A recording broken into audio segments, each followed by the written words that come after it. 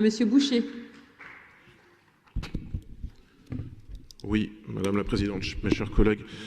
Tout d'abord, la mise au vote de la nouvelle convention régionale d'exploitation TER 2021-2031 appelle de notre part quelques réflexions.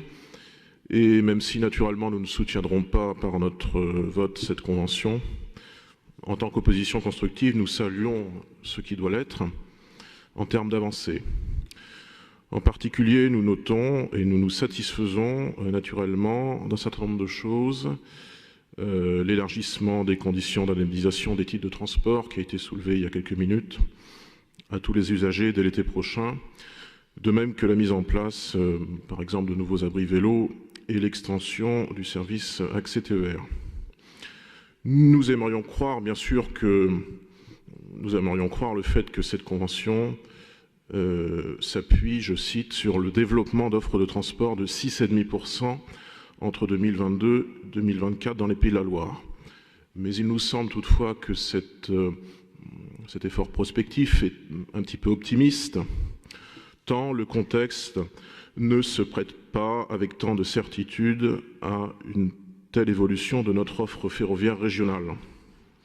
Et des facteurs aussi divers que l'actualité européenne et mondiale, qui a été longuement évoquée ce matin dans notre Assemblée, notamment sur ses conséquences énergétiques, mais aussi une éventuelle reprise de la crise pandémique, pourrait avoir, bien sûr, une influence sur cet objectif, enfin sur ces deux objectifs finaux de plus 6,5% d'ici 2 ans, et a fortiori celui de plus 67% en 9 ans sur l'exercice 2022-2031.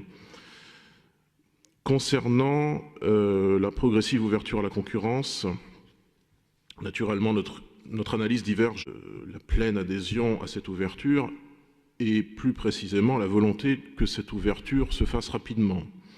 Peut-être ou sans doute l'exemple de la Provence-Alpes-Côte d'Azur, qui est un peu pionnier dans cette ouverture à la concurrence, incite-t-il la majorité à faire des choses immédiatement, très rapidement, dans une transition de la SNCF à un opérateur privé qui n'a rien de progressive et présente déjà des incidences assez nettes en termes tarifaires, puisqu'il y a une augmentation tarifaire en Provence-Alpes-Côte d'Azur sur le réseau ferroviaire régional.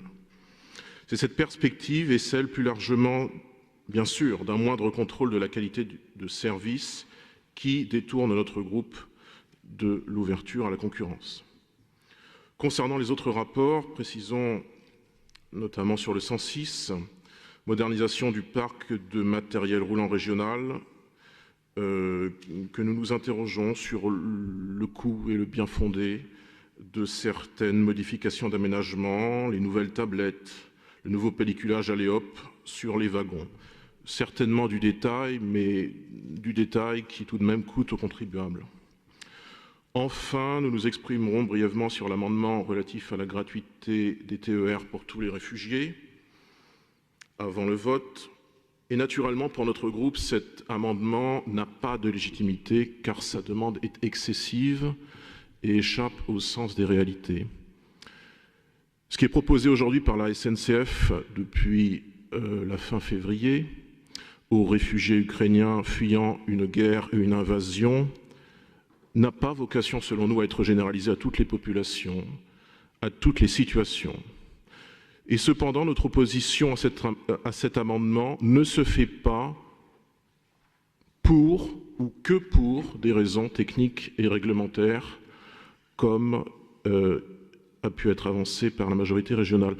Notre opposition, elle est philosophique à cet amendement. C'est que, pour me répéter, cette gratuité qui est faite aux réfugiés ukrainiens n'a pas vocation à être généralisée à toutes les populations, à toutes les situations. Tandis que la majorité régionale avance que cette gratuité ne pourrait pas se faire parce que, je cite, un règlement de transport ne peut pas être mis à jour en fonction d'éléments subjectifs, que seraient les différentes situations, une gratuité qui serait destinée à toutes les populations en crise, à toutes les populations en situation de guerre, etc. mais sans nécessairement partager les motifs de l'opposition de la majorité à cet amendement. Nous saluons toutefois cette opposition et nous confirmons notre vote défavorable à cet amendement. Madame la Présidente, mes chers collègues, merci de votre écoute. Eh bien, écoutez, Monsieur le Président, je vous laisse répondre. Merci Madame la Présidente.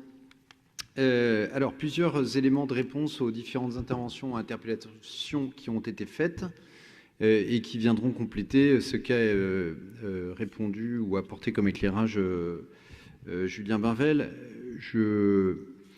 Concernant les questions ou les remarques de Thierry Violand, bon, déjà, je vous laisserai gérer l'explication de texte après avec votre président de groupe, mais concernant l'évolution des tarifs, moi, je suis toujours surpris déjà qu'on confonde prix du carburant et prix des abonnements. On sait que les baisses de tarifs, les gratuités que vous demandez, on voit où ça conduit. On a l'exemple avec Nantes Métropole. D'un côté, la gratuité, de l'autre côté, l'augmentation des tarifs. Donc, toute la question reste de savoir qui finance quoi. Et nous, ce qu'on propose, c'est pas de baisser des tarifs qui sont déjà bien inférieurs par rapport au prix de revient de la voiture individuelle, c'est d'augmenter l'offre, c'est de développer l'offre. Et c'est bien le sens de la politique que nous menons de manière constante dans la région pour développer l'offre de transport, que ce soit dans le domaine ferroviaire, mais aussi dans les autres modes de transport. Je ne reviens pas sur ce que j'ai dit ce matin concernant le covoiturage ou le transport à la demande. Après, je remercie notre collègue Violand de toujours systématiquement se référer à notre stratégie régionale des mobilités. Ça me conforte dans notre démarche qui a été de prendre le temps de l'élaborer, de la construire patiemment mais solidement. Et c'est en effet un référentiel important pour nous. Je voudrais tout de suite dire à l'ensemble des élus de cette Assemblée qu'il ne faut pas se laisser entraîner sur une voie un peu facile que leur proposent les oppositions, à savoir confondre la convention que nous concluons avec la SNCF avec notre stratégie de développement de l'offre de transport sur la région et notamment de transport ferroviaire.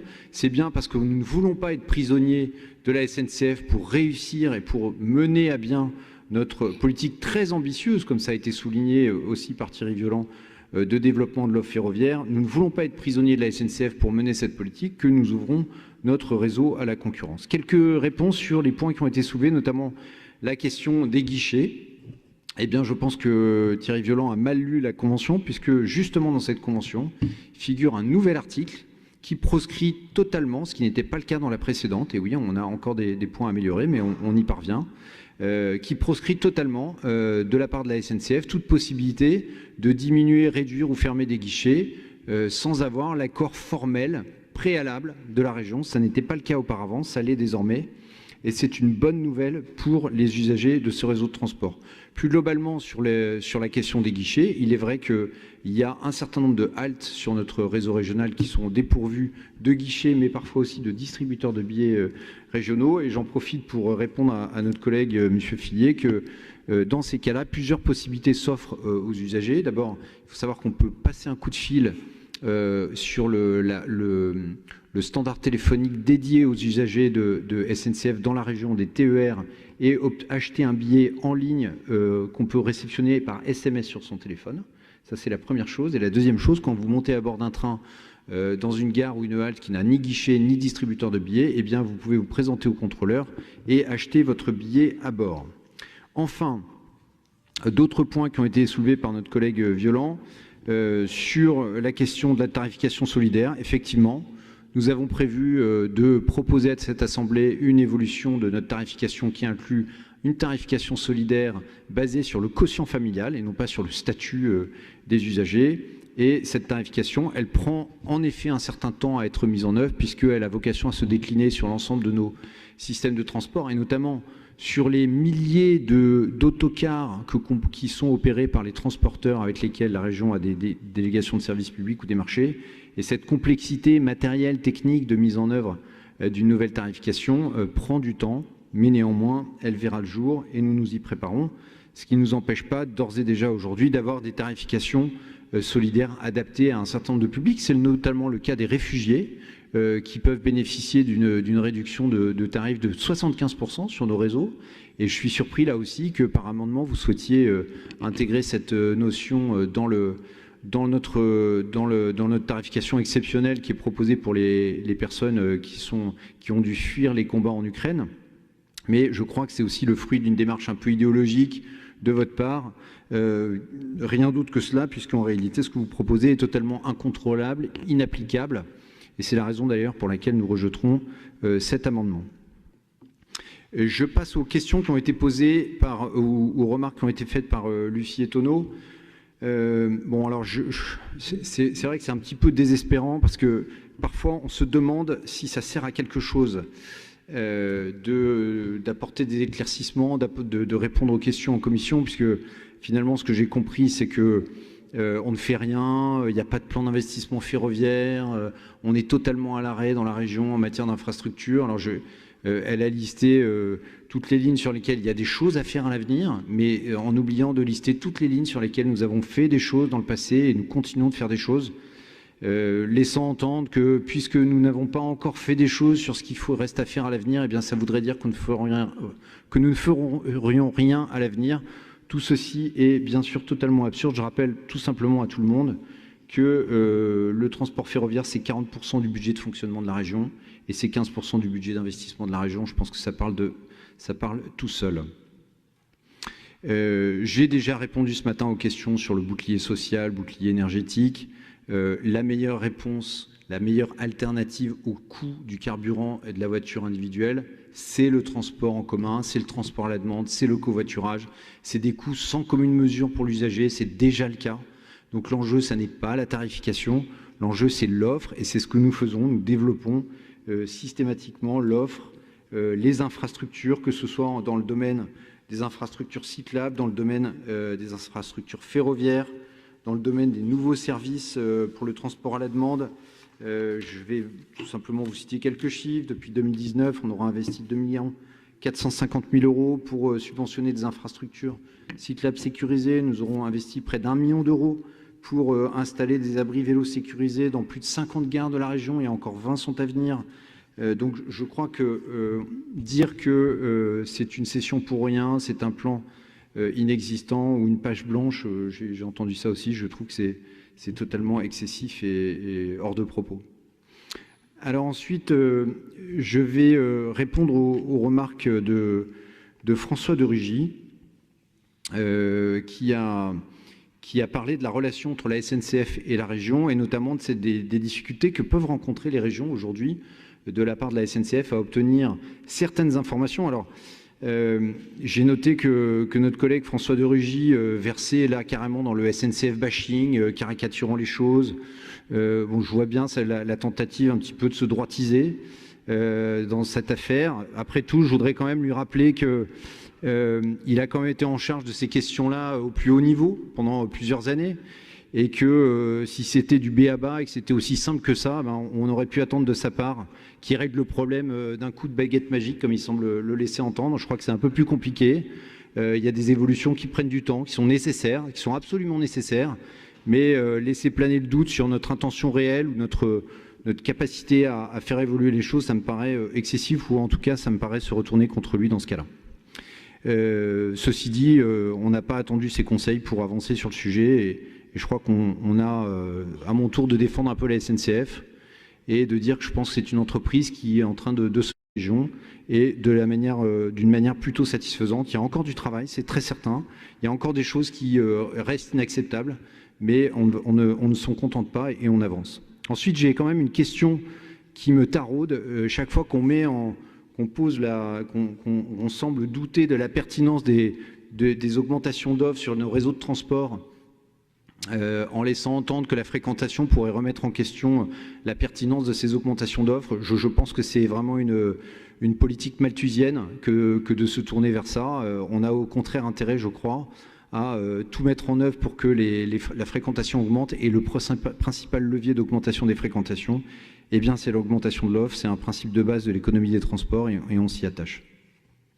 Et de ce point de vue-là, on est plutôt dans la continuité des politiques que nous menons depuis plusieurs années.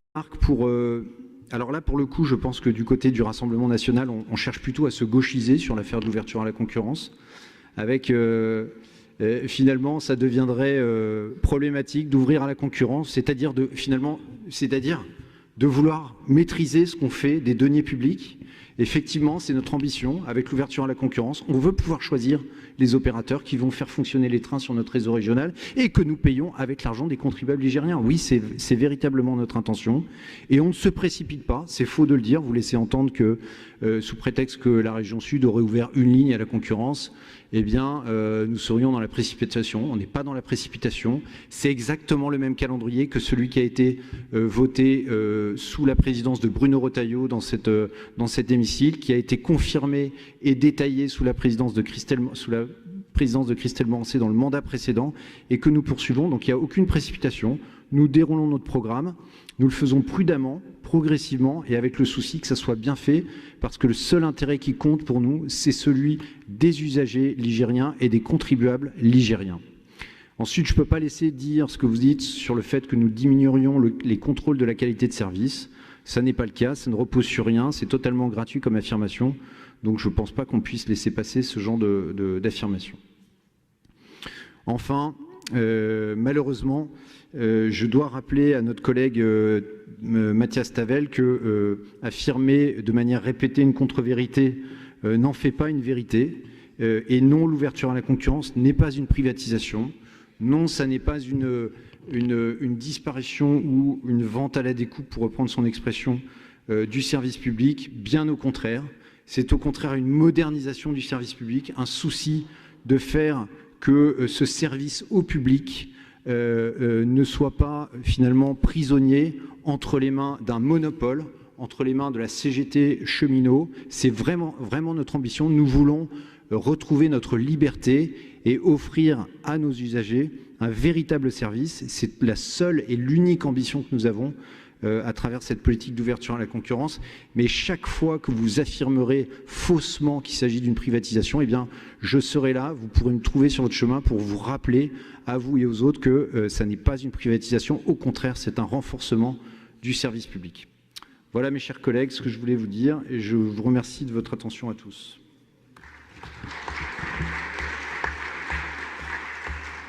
Bien, je vous propose maintenant de passer donc au vote des rapports. Je vous rappelle, levez bien la main, que ce soit le contre, l'abstention ou le pour, que ce soit pour les votes des rapports ou le vote des amendements. Je vous propose d'appeler les différents rapports.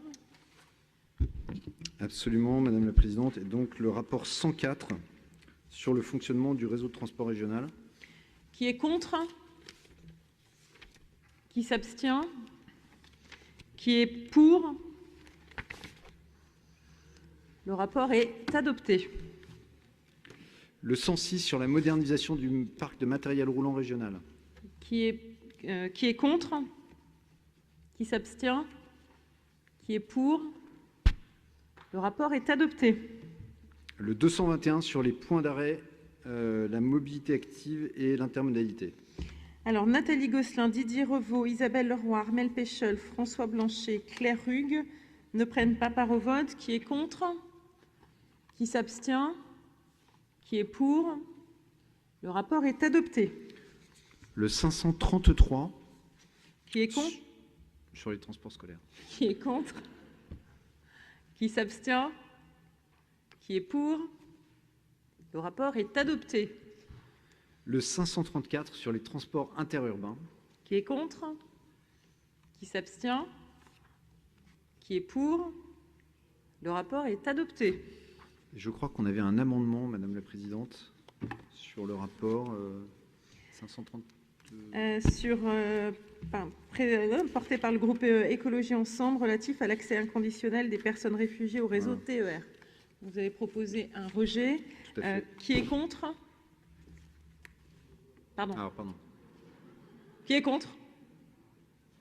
Voilà. Qui s'abstient? Qui est pour? Il est rejeté.